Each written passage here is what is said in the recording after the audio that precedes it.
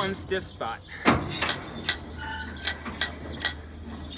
think once I hook it up to the tractor, it'll wear itself in again.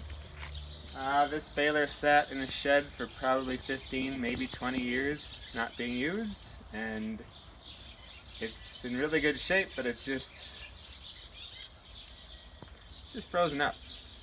So I climbed inside, sanded all the wear parts where the plunger rides, and greased them up with some grease, and now I'm just running it through its paces.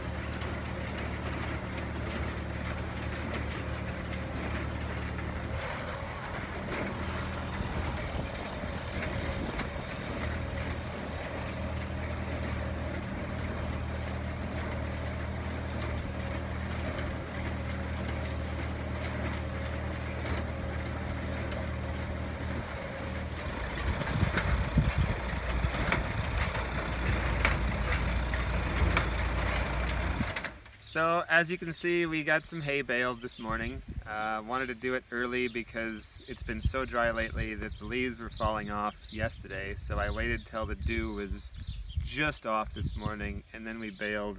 And even then we lost a few more leaves than I would like, but most of it's in there.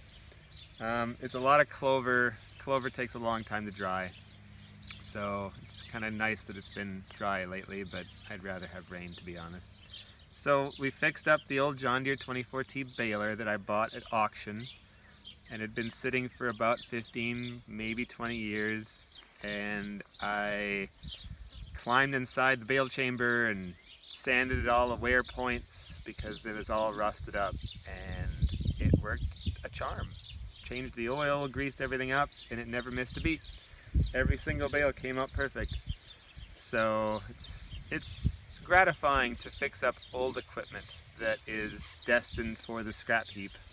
There's so much of it out there from a time when there were millions of small farms around rural America, and now that there's only 1% of Americans actually growing food, and most of those are just growing commodity crops, a lot of this farm equipment is just being scrapped.